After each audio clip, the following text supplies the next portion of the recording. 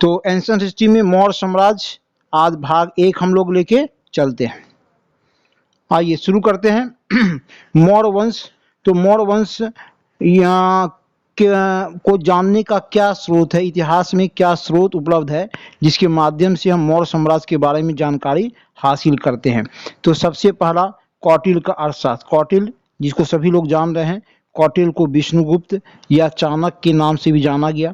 कौटिल्य के द्वारा अर्थशास्त्र नामक पुस्तक की रचना की गई और ये अर्थशास्त्र जो है वह राजनीति शास्त्र और लोक प्रशासन से संबंधित विषय है। नाम है अर्थशास्त्र, लेकिन यह पुस्तक किस विषय से संबंधित है? तो राजनीति शास्त्र और लोक प्रशासन से संबंधित ये ग्रंथ है। इसकी पांडुलिपि यानी कि इसके अवशेष की खोज सोमशास्त्री नामक व्यक्ति किए थे। ध्यान में रखना है, सोमशास्त्री।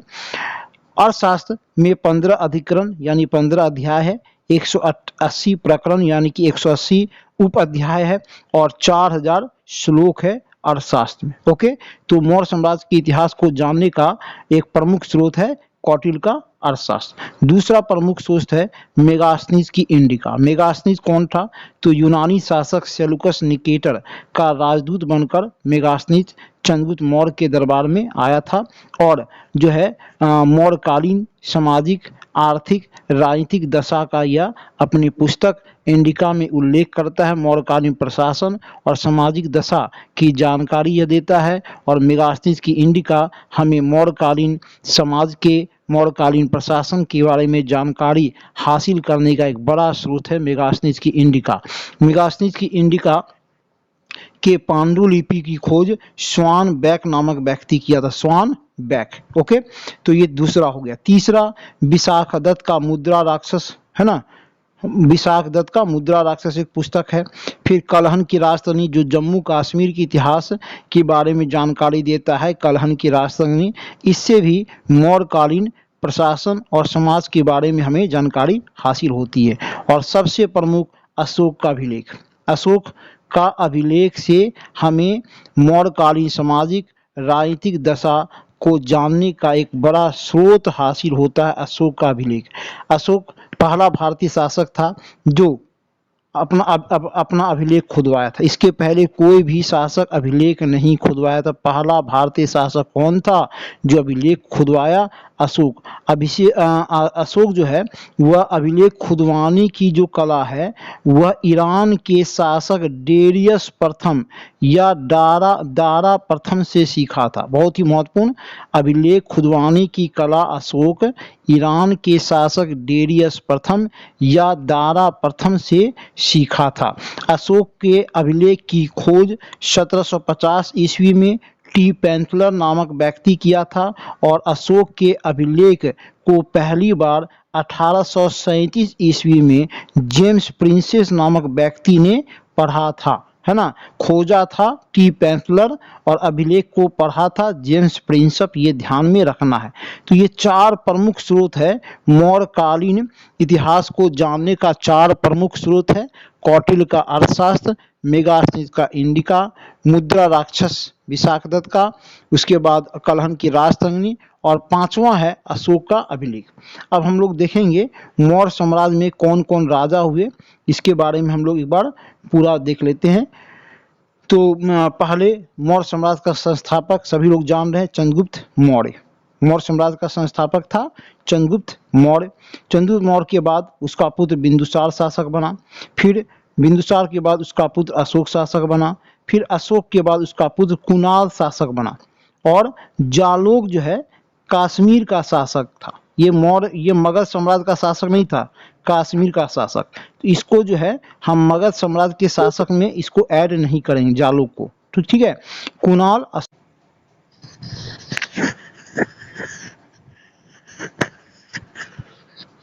हाँ, तो मौर्य साम्राज्य को एक से एक लोग, जब हम सब कुछ जान रहा है, सभी लोग की क्लास में होंगे, उसके बाद भी कॉल करने लगता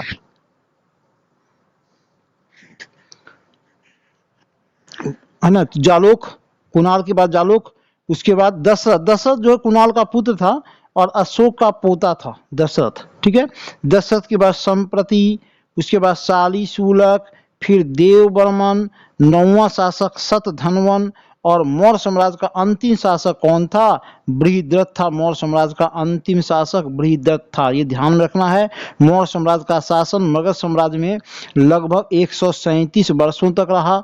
भागवत पुराण कहता है कि मौर्य वंश में 10 राजा हुए, जबकि वायु पुराण कहता है कि मौर्य वंश में 9 राजा हुए थे, है ना। तो मतलब ये 10 राजा का नाम से ऐसा प्रतीत होता है कि भागवत पुराण के अनुसार जो 10 राजा का उल्लेख की चर्चा की गई है वही सही रहा होगा। 10 राजा हुए मौर्य साम्राज्य में। 137 वर्षों तक मगध साम्राज्य पर मौर्य वंश का शासन रहा। प्रथम राजा चंद्रगुप्त मौर्य और अंतिम राजा थे बृहद्रथ। तो आते हैं चंद्रगुप्त मौर्य से। चंद्रगुप्त मौर्य मौर्य साम्राज्य का संस्थापक था, सभी लोग जान रहे हैं। 322 ईसा पूर्व में चंद्रगुप्त मौर्य ने 25 वर्ष की आयु में अपने गुरु चाणक्य की सहायता से नंद वंश के अंतिम शासक धनानंद को पराजित कर मौर्य साम्राज्य की स्थापना की थी। इसके बारे में चंद्रगुप्त के बारे में एक कहानी है, वह बता देते हैं। चाणक्य के बारे में कहानी है, वह बता देते हैं। चाणक्य जो विष्णुगुप्त था वह धनानंद के दरबार में, चाणक्य जो विष्णुगुप्त था वह तक्षशिला विश्वविद्यालय का शिक्षक था और धनानंद के दरबार में दानशाला विभाग का अध्यक्ष था। चाणक्य देखने में कुरूप था और वाणी भी कटु वाणी बोलता था। ठीक है। धनानंद को कभी वह पसंद नहीं था। जब भी धनानंद के सामने बात होती थी तो चाणक्य कटु वाणी बोलता था। धनानंद को हमेशा आभास होता था कि चाणक्य का जब हम चेहरा देखते हैं तो मेरा भाग्य खराब हो जाता है, मेरा जतरा खराब हो जाता है। एक बार की बात है कि धनानंद कुछ चाणक्य से पूछा और चाणक्य जो है कटु वाणी में जवाब दिया। धनानंद क्रोधित हो गया और चाणक्य को प्रताड़ित करके अपने दरबार से भगा देता है। चाणक्य वहां से जाता है और चाणक्य अपनी चूड़ा मतलब बाल को खोलता है और धनानंद के सामने प्रतिज्ञा लेता है कि जब तक मैं नंद वंश का समूल नाश नहीं कर दूंगा तब तक मैं मगध वापस नहीं लौटूंगा। और यह कहकर चाणक्य वहां से चला जाता है। कहाँ जाता है? तो तक्षशिला वह जाने के क्रम में वह आगे बढ़ता है ना। रास्ते में जब तक तक्षशिला जा रहा था तो रास्ते में वह एक जगह आराम करने के लिए रुका। वहां देखा कि कुछ जो है बच्चे राजकीलम का खेल खेल रहे हैं। राजकीलम का खेल मतलब राजा और सैनिक का खेल। एक बालक राजा बना हुआ था और उसके जो साथी से सैनिक थे, और राजा जो है वह बालक जो है वह राजा के भांति जो है वह अपने मित्रों के साथ व्यवहार कर रहा था, आदेश दे रहा था जैसे राजा करता है। तो मतलब चाणक्य को जो है बड़ा अद्भुत, वह बच्चा बड़ा अद्भुत लगा कि इसमें तो राजा बनने का गुण है ना, वो नेतृत्व करने का गुण है। चाणक्य क्या किया? कहा जाता है, कहावत है कि चाणक्य उस बच्चे को 1000 करसापन में खरीद लिया और अपने साथ तक्षशिला ले गया और तक्षशिला में उसको पढ़ाया लिखाया। जो अच्छा शिक्षा देना चाहिए था उसको दिया गया। हर एक तरह से उस बच्चे को प्रवीण कर दिया, सैनिक शिक्षा दिया, है ना, अध्यापन का कार्य कराया। और वह बालक था चंद्रगुप्त मौर्य। जो चंद्रगुप्त मौर्य के जो पूर्वज थे वह पिपली वन के निवासी थे। पिपली वन के निवासी थे चंद्रगुप्त मौर्य के पूर्वज। ठीक है। तो चंद्रगुप्त मौर्य को तक्षशिला ले गया और चाणक्य जो है चंद्रगुप्त मौर्य के माध्यम से धनानंद के सामने जो प्रतिज्ञा लिया था उस प्रतिज्ञा को पूरा करने का मन बनाता है और चंद्रगुप्त मौर्य को अपना लक्ष्य के प्रति एक साधन मानता है कि चंद्रगुप्त मौर्य के माध्यम से ही हम मगध साम्राज्य में धनानंद के शासन को समाप्त करेंगे। ठीक है।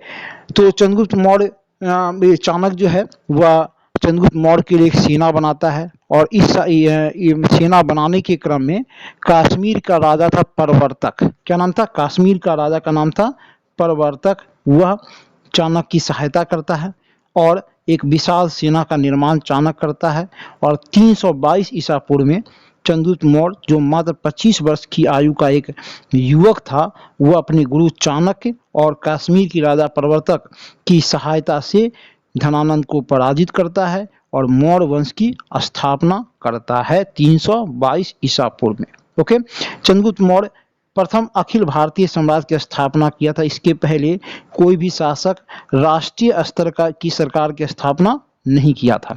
मुद्रा राक्षस में चंद्रगुप्त मौर्य को वृषल कहा गया, वृषल यानी कि शूद्र जाति का कहा गया है।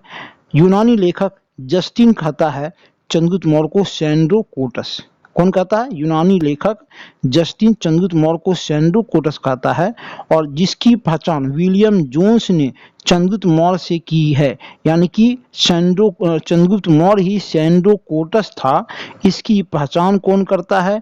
तो William Jones. Okay, Justin Chandragupta Maurya और सिकंदर के भेंट का भी उल्लेख करता है। यूनानी लेखक जस्टिन कहता है कि जब सिकंदर का आक्रमण हुआ था इंडिया पर, तो उस समय चंद्रगुप्त मौर्य जो है वह सिकंदर से मिला था।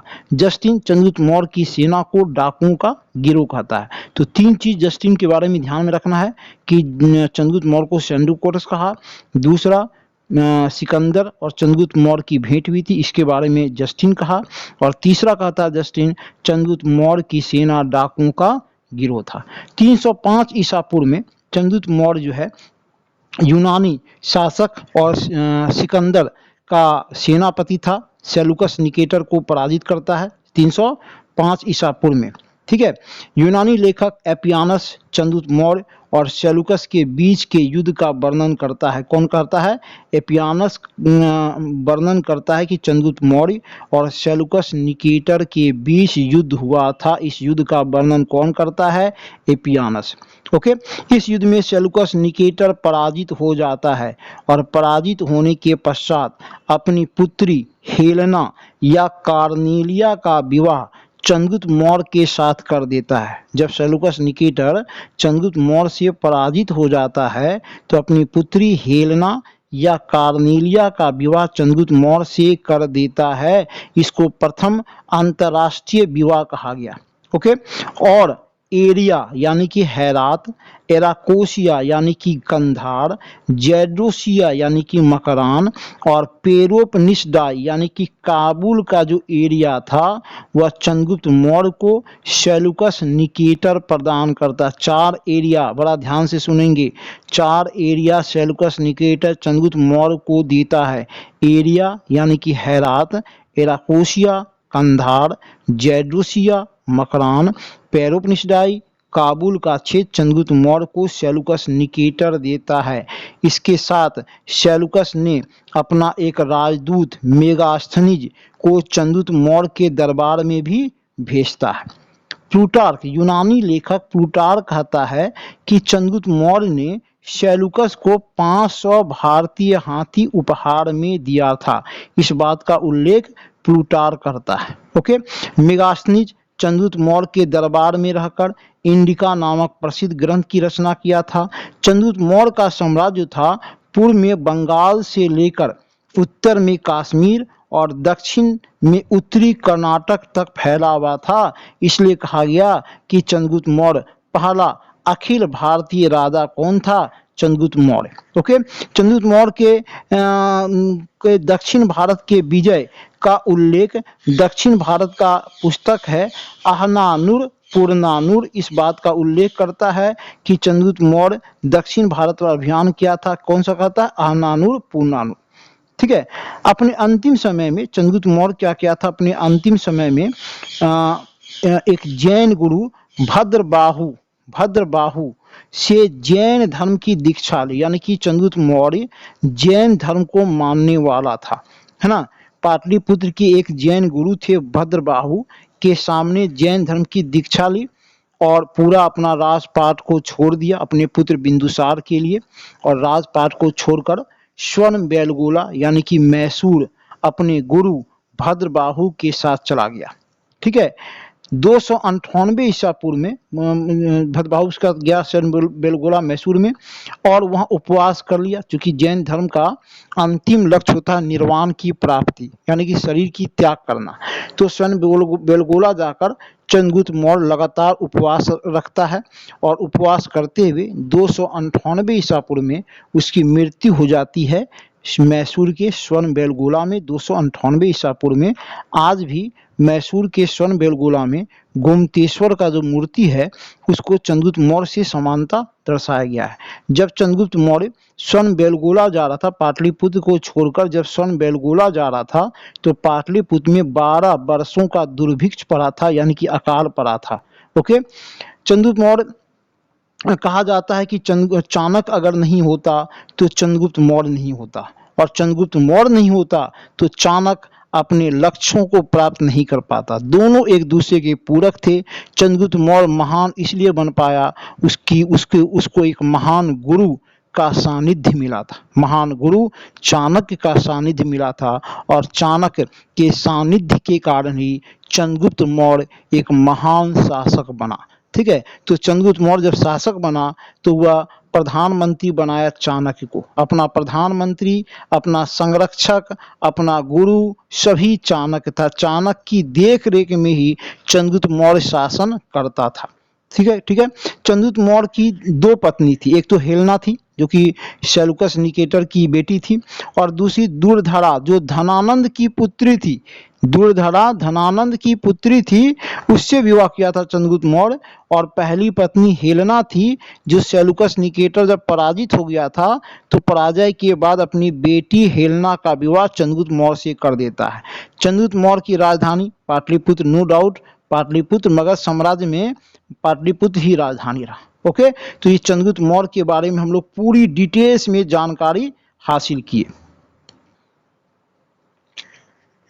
अब आइए मेगास्थनीज का इंडिका थोड़ा देख लेते हैं, क्योंकि मेगास्थनीज के इंडिका से हमें मौर्यकालीन सामाजिक प्रशासनिक जानकारी मिलता है, इसलिए मेगास्थनीज के इंडिका के बारे में थोड़ी बहुत जानकारी। मेगास्थनीज कौन था? तो सेल्यूकस निकेटर का राजदूत था, सभी लोग जान रहे हैं। वह 46 वर्ष की आयु में 305 ईसा पूर्व में भारत आया था, और लगभग 5 वर्षों तक वह चंद्रगुप्त मौर्य के दरबार में रहा था। कितना साल? 5 साल। उसने जो कुछ भारत में देखा उसका वर्णन उसने इंडिका नामक पुस्तक में किया। ठीक है, इंडिका में मेगास्थनीज, चूंकि इंडिका में जब मेगास्थनीज इंडिया आता है, भारत आता है, तो चंद्रगुप्त मौर्य के दरबार में रहा था, और चंद्रगुप्त मौर्य का दरबार कहाँ था? तो पाटलिपुत्र में। तो जब मेगास्थनीज पाटलिपुत्र जाता है तो पाटलिपुत्र को पोली बोथरा कहता है, पोली बोथरा कहता है पाटलिपुत्र को मेगास्थनीज।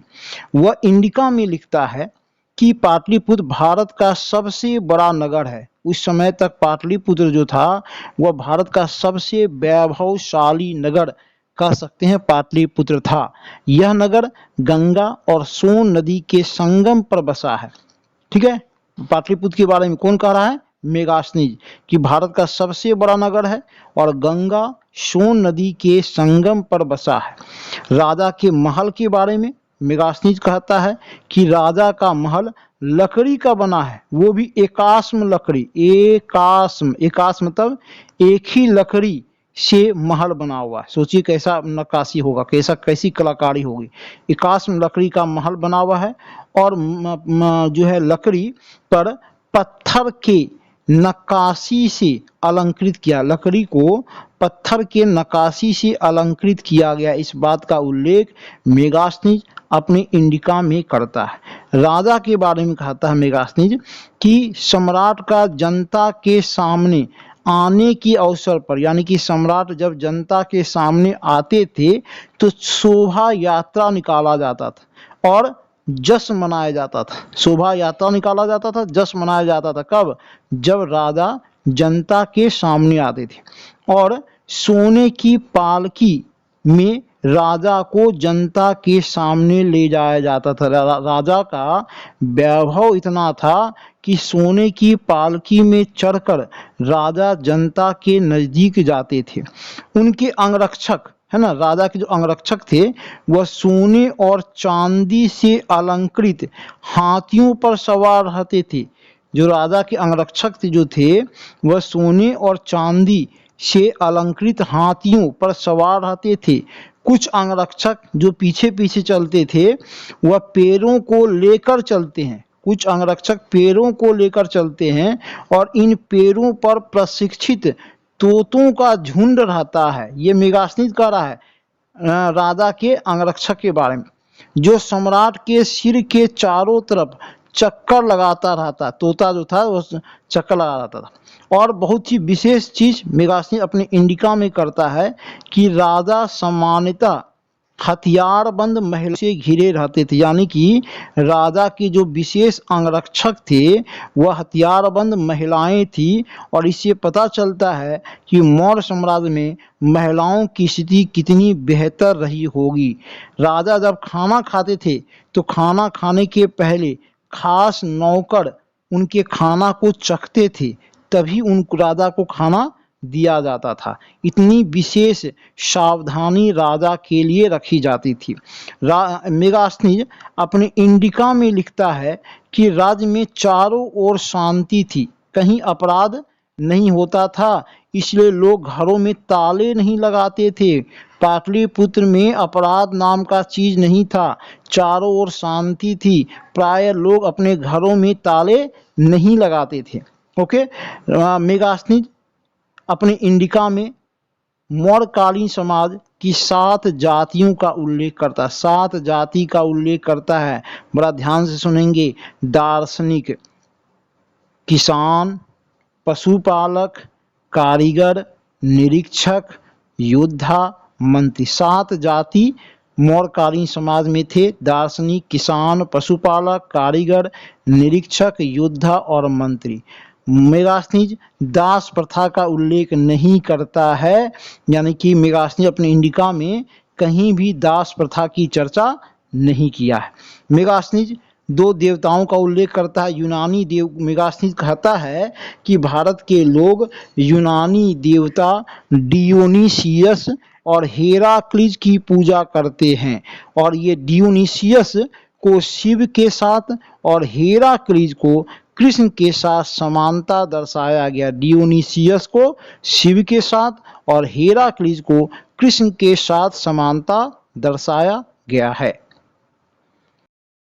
98 ईसा पूर्व में हो गई थी। कहाँ हुई थी?